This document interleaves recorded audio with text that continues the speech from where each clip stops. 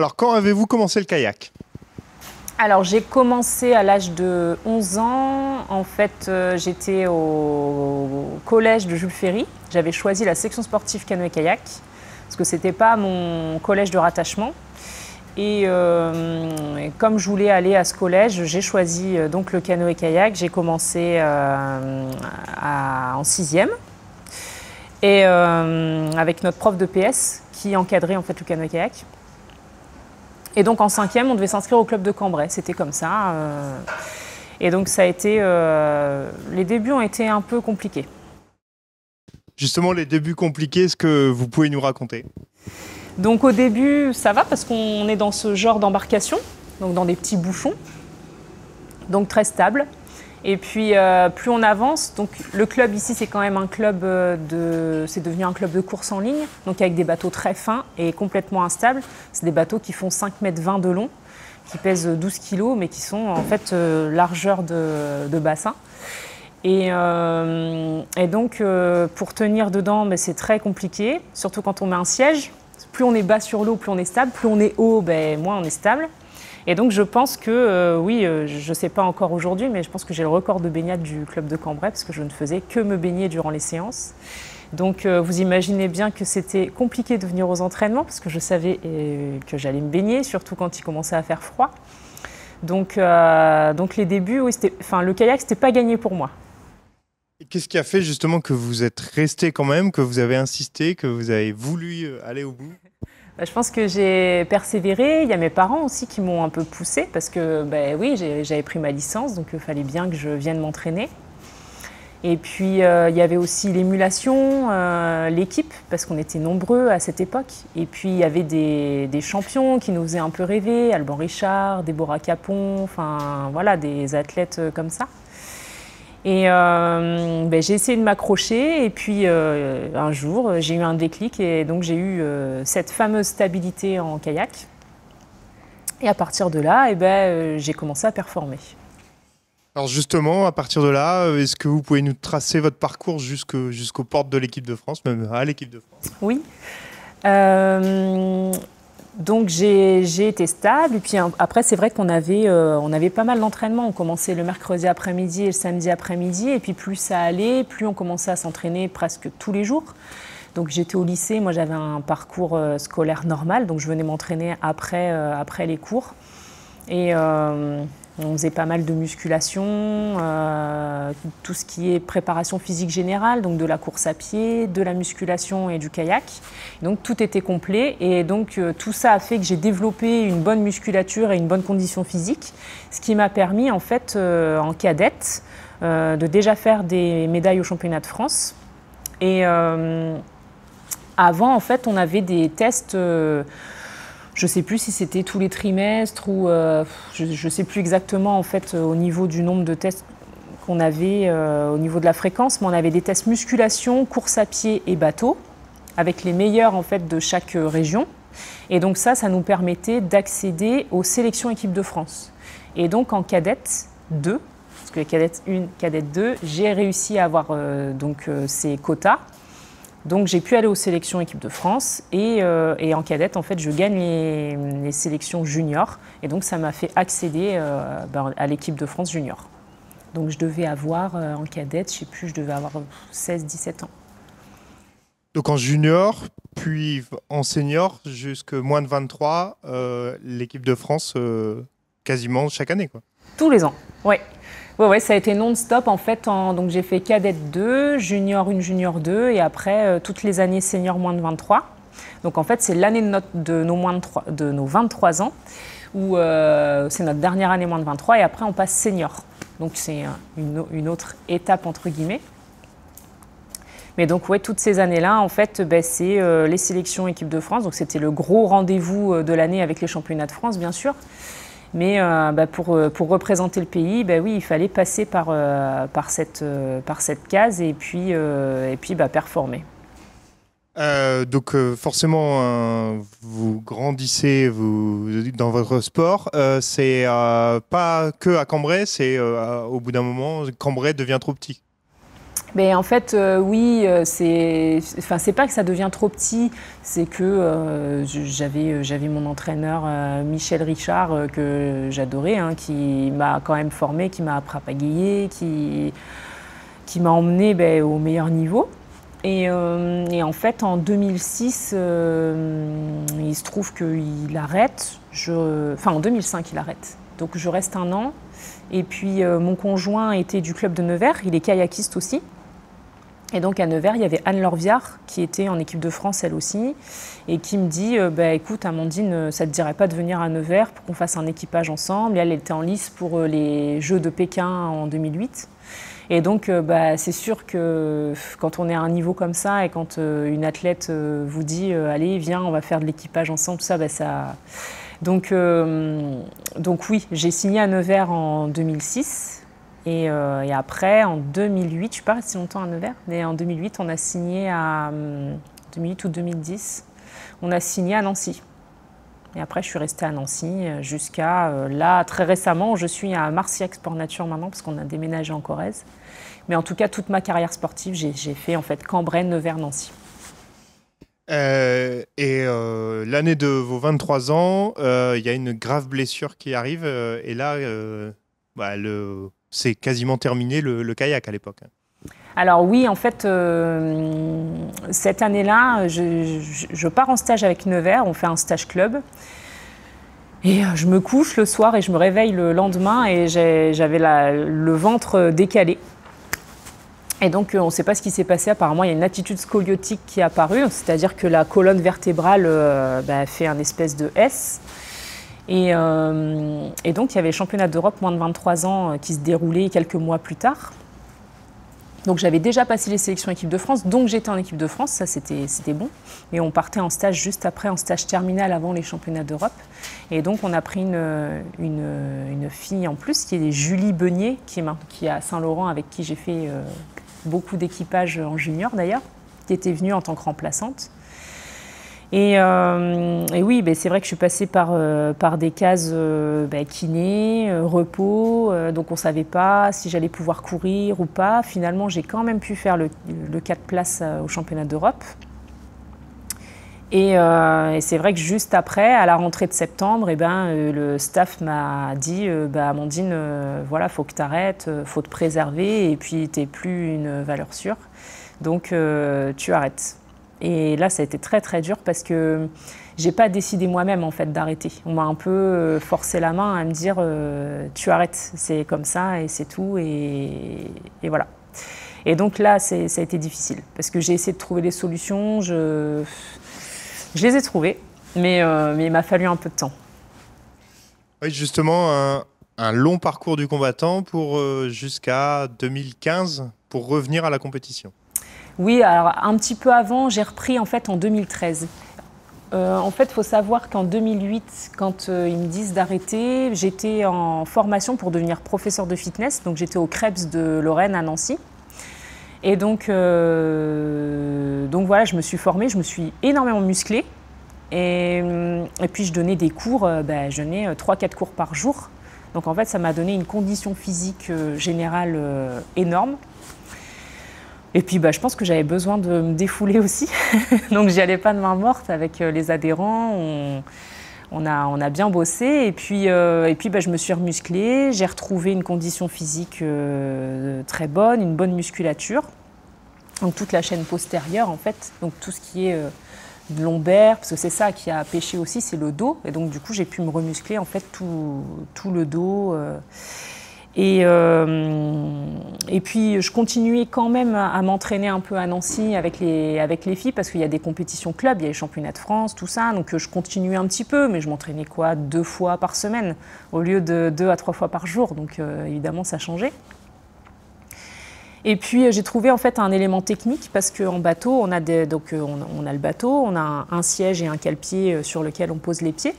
Et donc le siège est fixe, donc quand c'est fixe, quand on pousse sur la jambe, il y a un blocage et je pense que c'est ça aussi qui m'a un peu fait mal au lombaire, c'est que ça a bloqué et que c'était pas fluide. Et Nello, celui qui fait les bateaux, il y en a beaucoup ici, c'est une marque en fait, fait des sièges rotatifs et donc c'est ce siège que j'ai mis qui tourne en fait en même temps que le bassin, qui a permis à ce que je reprenne l'entraînement, à ce que je puisse me réentraîner en fait plusieurs fois par semaine au départ, puis après plusieurs fois par jour. Et donc en 2013, je reprends l'entraînement et je fais des résultats pas trop mal. Je passe en finale au championnat de France de vitesse. Je fais vice-championne de France de marathon. Et donc Romain, mon conjoint, qui était mon entraîneur à l'époque, on se dit, mais si j'arrive à faire ça en quelques mois d'entraînement, qu'est-ce que ça pourrait donner si je reprends l'entraînement à fond sur un an? Donc ce que je fais. Et en 2014, je me souviens, en sélection équipe de France de vitesse à Vers-sur-Marne, je me dis, bon bah allez, on y va, je le fais pour voir où j'en suis. Et en fait, je passe en équipe de France. Et alors là, c'était la surprise parce que c'était pas du tout attendu. Et donc là, voilà, c'était reparti. Donc 2014, 2 ans après, il y a les JO. Est-ce qu'à ce moment-là, c'est dans un coin de votre tête? Alors bien évidemment, parce qu'en 2008, j'étais remplaçante pour les Jeux de Pékin. Donc je visais 2012 évidemment, mais il y a eu cet arrêt qui m'a permis de ne pas en fait, être en lice pour les Jeux de Londres. Donc là, 2016, je me dis, il y a peut-être un espoir. Et donc 2015, on s'entraîne, on prépare un 4 places. On fait les championnats du monde qui sont très très difficiles en fait. Il faut savoir que nous, les quotas olympiques, on les a l'année avant les Jeux olympiques. Et il y a énormément de bateaux qui sont alignés. C'est plus dur en fait, limite qu'aux Jeux olympiques, parce qu'aux Jeux, c'est tellement restreint qu'il n'y a pas beaucoup de bateaux qui sont représentés, enfin qui sont présents sur la compétition. Donc c'est plus dur l'année d'avant. Donc là, au championnat du monde, on termine 8e. Et on se dit, par rapport au calcul qu'on avait fait, il fallait faire dans les 7 premières. Et là, on se dit, là, à une place près, on n'y va pas, quoi. Sauf qu'en fait, c'est un peu compliqué parce qu'il y a des redistributions de quotas, etc. Donc bon, voilà. Donc on repart, en tout cas, des championnats du monde en se disant, voilà, on a échoué au pied, en fait, vraiment, tant pis, on va pas y aller. Et... Bref. Et puis on part en fait faire une compétition, c'était à Saint-Vite, et je pars m'entraîner. Et puis je me souviens, alors je vous raconte tout, mais je me souviens, on avait trouvé un chat dans la rue à Nancy, on ne savait pas comment on allait l'appeler, on l'avait gardé, bref. Je fais ma séance d'entraînement, vous allez comprendre pourquoi, parce que là vous êtes en train de vous dire, mais pourquoi elle nous parle de chat et elle nous parle de... Je fais ma séance d'entraînement, je reviens, et là je vois Romain qui m'attend sur le ponton. Et il me dit, j'ai trouvé un nom pour notre chat, en fait, un super nom, on va l'appeler Rio. Et là, en fait, je tilte qu'en fait, on a le quota, quoi. Et donc, ça a été une grosse émotion parce qu'il y avait tout le club qui était présent. Et je suis encore émue d'en parler. Et je me souviens que ça a été un câlin collectif, en fait, pour vraiment se dire, oui, c'est bon, quoi. On est combien de temps avant les Jeux, là ? On n'est même pas un an avant les Jeux, là. On doit être... Parce que là, ça devait être en septembre-octobre. Et donc, les Jeux, c'était au mois de juillet-août 2016. Donc, ouais, on est 10 mois avant, quoi. Là, donc, focus sur l'événement. Vous préparez le bateau à 4, donc pour la compétition K4, du coup. Alors, c'est encore plus compliqué que ça. Parce que maintenant, on a le quota olympique, mais on ne sait pas qui va y aller. On a le quota, donc on sait qu'il y a un 4 places féminin qui va participer aux Jeux Olympiques de Rio, mais on ne sait pas qui sera dedans. Donc il y a encore l'étape des sélections olympiques, en fait, des sélections équipe de France, pour représenter en fait la France aux Jeux Olympiques. Et donc ces sélections, c'était fin avril 2016. Et là, il fallait être prêt, quoi. Mais là, je vais vous dire, franchement, j'avais l'impression que ce jour-là, rien ne pouvait m'arrêter. Et vraiment, voilà, tout s'est bien passé. Donc voilà, c'était bon. Mais on est sélectionné en monoplace pour représenter le 4 places. Et malheureusement, il y en a une de nous 4 qui n'a pas été sélectionnée. Donc c'est une autre, en fait, Manon Stins, qui est arrivée dans le bateau. Et donc on a chamboulé un peu les places dans le bateau, etc. Donc il faut savoir que c'est très long de former un 4 places parce qu'il y a toute une synchronisation, toute une connaissance entre les 4 personnes, des automatismes à avoir. Et là, c'est vrai qu'on est à 2 à 3 mois avant Et donc, c'est très, très court pour préparer un équipage.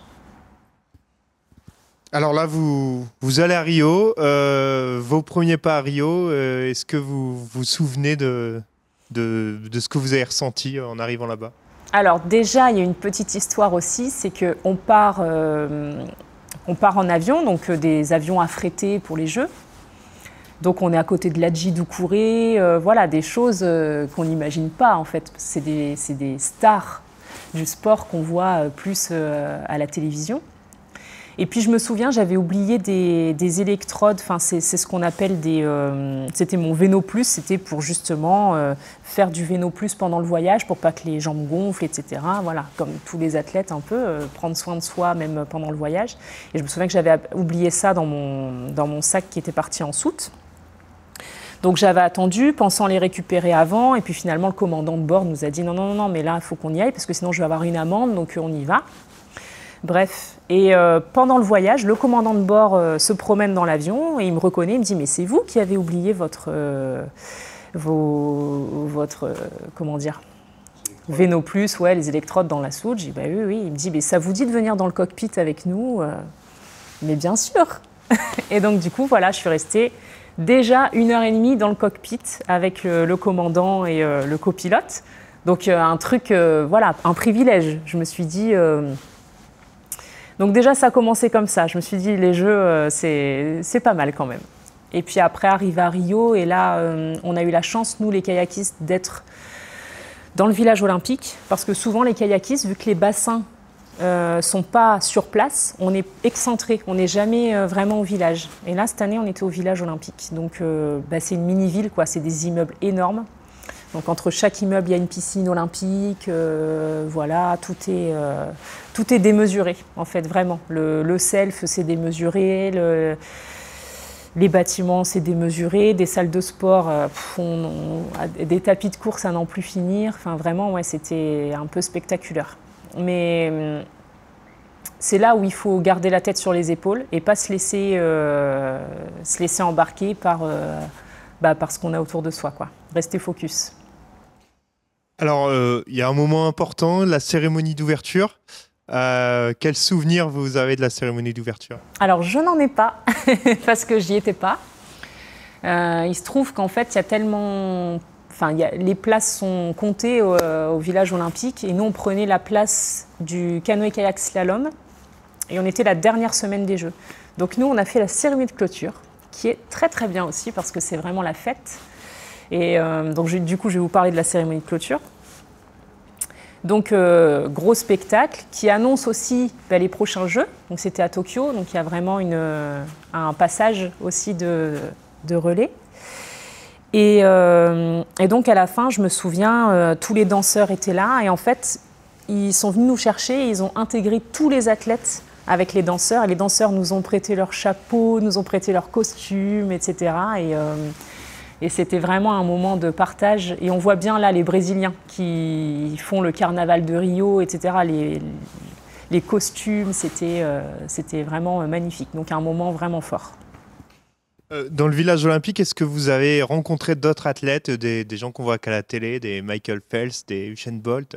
Eh bien oui, on a vu Bolt. Mais par contre, il était un peu protégé parce que c'était une star au sein du village olympique. Donc lui, il était vraiment dans sa chambre, mais...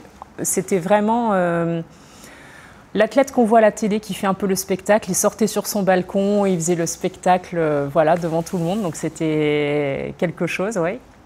Michael Phelps, on ne l'a pas vu. Par contre, on a vu après les Français, on a vu les nageurs, on a vu Florent Manodou, on a vu l'équipe de hand, on a vu Pauline Ferrand-Prévot. Voilà, on a vu plein de monde. On va parler de la compétition. Donc là, vous êtes à 4. La compétition se déroule.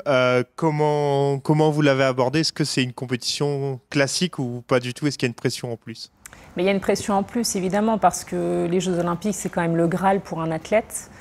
Tout le monde veut performer. Alors après, on a la tête sur les épaules. On sait bien que la médaille, ça va être compliqué. Il y a des nations qui sont quand même avantagées par rapport à nous et qui ont performé bien avant au championnat du monde l'année passée. Donc, on connaît tous nos concurrents. On le sait, on les connaît toutes. Mais après, C'était un test aussi, on s'était un peu testé, on ne savait pas trop ce qu'on allait faire, vu qu'en fait on avait un nouvel équipage par rapport à 2015. Et en fait ça ne se passe pas comme on l'avait prévu, ça ne se passe pas bien, quoi. Donc, vous terminez 10e? 12e. 12e? Oui. Il y a des regrets un peu sur cette compétition? Évidemment. Évidemment, parce que quand on fait 8e l'année passée et qu'on fait 12e l'année des Jeux, ben, c'est dur. C'est dur, c'est sûr. Parce que là, on n'est même pas en grande finale, on est en petite finale. Donc, pas être finaliste au jeu, c'est dur. Enfin, on est finaliste, mais dans la petite. Donc, pour moi, c'est pas finaliste. Donc là, c'est très dur à accepter. Il y a des remises en question, pourquoi, etc. Et puis, je pense qu'on veut essayer de trouver pourquoi ça n'a pas marché. On veut essayer de se trouver des excuses. On veut essayer de trouver des coupables. Voilà, c'est un peu naturel, mais voilà, c'est fait. Pour moi, je me dis que c'est notre niveau et c'était notre niveau ce jour-là. On a essayé de mettre des choses en place, mais ça n'a pas suffi. Et voilà. Ça dure combien de temps la compétition? Eh ben, on est resté une petite semaine. Donc, ouais, entre l'arrivée, l'acclimatation un peu, et les courses. Les courses, ça doit être sur 3 jours. Voilà. Les qualifications, les demi-finales et... Série, demi-finale, et puis après, finale ou petite finale. L'après-compétition, forcément, il y a des regrets, mais il y a aussi l'occasion de voir d'autres sports. Est-ce que vous avez pu voir d'autres sports? Alors nous, on était la dernière semaine, on a fait la cérémonie de clôture, donc on ne l'a pas trop fait. Par contre, Florent Pietrus, le basketteur, qui était en équipe de France, était avec nous à Nancy. Et on a fait connaissance avec lui parce qu'on faisait la cryothérapie à Nancy ensemble. Et donc c'est vrai que je l'ai vu, oui, on a vu Tony Parker aussi, je l'ai vu au village olympique et ce jour-là il me dit tiens Amandine, ça te dit de venir voir le 8e de finale contre l'Espagne, il m'a filé 2 places et donc du coup c'est la seule en fait compétition que je suis allée voir, c'était le match où la France a pas justement gagné contre les Espagnols, contre ce fameux Gasol, mais c'était très chouette. Vous étiez, j'imagine, sur votre petit nuage là-bas à Rio. C'était, vous pouviez pas redescendre, pas toucher terre ou... Eh ben, pas forcément en fait, parce que je pense qu'on était vraiment focus sur ce qu'on devait produire. Donc, on était quand même assez concentrés, on s'est pas éparpillé. C'était la dernière semaine aussi, on restait pas longtemps. Donc, on est resté franchement hyper sérieux. Hyper sérieuse et hyper sérieux au sein de l'équipe de France de canoë-kayak. On ne s'est pas éparpillé, quoi. Vraiment. Alors bien sûr, c'est démesuré, mais je pense que comme on s'était dit, attention, justement, il ne faut pas s'éparpiller, on est resté vraiment dans le droit chemin. En dehors du village olympique, des infrastructures olympiques, est-ce que vous avez pu découvrir un peu Rio, découvrir la ville? Ou alors il a fallu organiser un autre voyage pour le découvrir? Non, en fait, il y a ma famille qui était là. Donc il y a mon conjoint, Romain, qui est dans les tribunes. Il y avait ma maman et ma sœur. Il y avait ma belle-maman avec la sœur de Romain également. Nos meilleurs amis, enfin, on était tout un petit groupe. Et donc, on avait prévu de rester une semaine après les Jeux pour justement profiter et découvrir un peu Rio, parce que nous, au sein du village olympique, on n'en sort pas, quoi. Enfin, on ne voit pas grand-chose, à part dans la navette pour aller au bassin, mais sinon... Et donc la plage de Copacabana, etc., fallait quand même la voir. Donc on est resté un peu plus longtemps et donc on a pu découvrir cette ville magnifique, en fait, où on passe de la ville à la jungle et où c'était super chouette, quoi, vraiment très beau. Et non, on en a un peu profité et c'est d'ailleurs là-bas qu'on a découvert un peu le trail et voilà, et ça nous a permis de nous mettre à l'ultra trail par la suite. Donc comment s'est passé le retour en France? Comment on revient d'une compétition comme ça? Eh ben oui, on redescend assez vite, oui, c'était un peu compliqué parce que le résultat n'était pas à la hauteur de nos attentes, donc moi, je sais que j'ai mal vécu et oui, j'ai fait une dépression derrière qui engendre donc un arrêt de travail, une remise en question sur soi. En soi, l'histoire était belle parce que c'est ça qu'il a fallu retenir à la fin, parce que je reviens de loin. Je me dis que j'ai eu un arrêt de 6 ans, j'ai repris, j'ai quand même fait les Jeux, c'était chouette. Mais une fois qu'on est dedans, ce qu'on veut, bah, c'est performer, quoi. Et donc ça a été très très dur à accepter. Et je pense qu'aujourd'hui, je commence seulement à faire le deuil de ce résultat et de ces Jeux Olympiques. Est-ce que vous recroisez vos coéquipières? Alors je suis en contact avec une de mes meilleures amies, c'est Léa Jamelot, qui elle a fait Tokyo et qui est en lice pour Paris. Il y a Manon aussi, qui elle a fait donc Rio avec nous dans le 4 places aussi, qui a fait Tokyo et qui va faire Paris. Et oui, bien sûr qu'on est encore en contact. Alors on se voit moins, c'est sûr, mais oui, on se côtoie toujours. Est-ce que parfois ça vous arrive d'ouvrir l'album souvenir de photos, de vidéos, de tout ce que vous avez pu prendre là-bas ou alors vous préférez laisser un peu derrière vous Non, j'ai toujours mes souvenirs Google Photos qui apparaissent avec il y a 4 ans, il y a 7 ans. Et donc c'est toujours des photos ou des vidéos de ces beaux moments. Hein. Ça reste des moments énormes, des moments gravés et des super bons moments. Hein. Donc non, bien sûr que ça m'arrive même d'en parler. Surtout en ce moment, puisque avec Paris, c'est sûr qu'on en reparle un peu. Bien que maintenant, il y a eu une Olympiade entre, donc ça commence à être vieux. mais non, ça restera de toute façon toujours des chouettes souvenirs. Et la compétition, après les Jeux, est-ce que vous avez continué encore le kayak? Vous en êtes où aujourd'hui du kayak? Est-ce que vous continuez? Alors, j'en fais encore un peu, mais c'est vrai que c'est vraiment là pour le plaisir. J'ai repris un peu la compétition l'année dernière, donc maintenant je suis vétéran, donc ça change. Hein, mais je continue un peu. Par contre, je me suis mise à l'ultra trail maintenant, donc je cours plus. Vraiment en tant qu'amateur, pour le plaisir. Quel conseil vous donneriez à un jeune qui vient pousser la porte de ce club ici voilà, il y a possibilité d'atteindre les JO, même en étant à Cambrai. Oui. Ah oui, j'en suis persuadée. Déjà, venir à l'école de Payet. C'est une super école pour apprendre, ici, à Cambrai, parce qu'on navigue sur un canal. Donc, ça nous met en condition pour les bassins qu'on peut retrouver ailleurs, tels que Boulogne-sur-Mer, qui est un bassin qui n'est pas facile aussi, avec des berges, des vagues, etc. Mais sans ça, en fait, je trouve que le kayak est un sport hyper intéressant et il faut persévérer parce que c'est pas simple. Et aujourd'hui, il faut fournir des efforts pour y arriver. Et vraiment, on a des bons entraîneurs, on a des bons, des bons techniciens et des gens qui savent ce que c'est que le kayak et qui peuvent bien nous apprendre à dompter le bateau et la pagaie.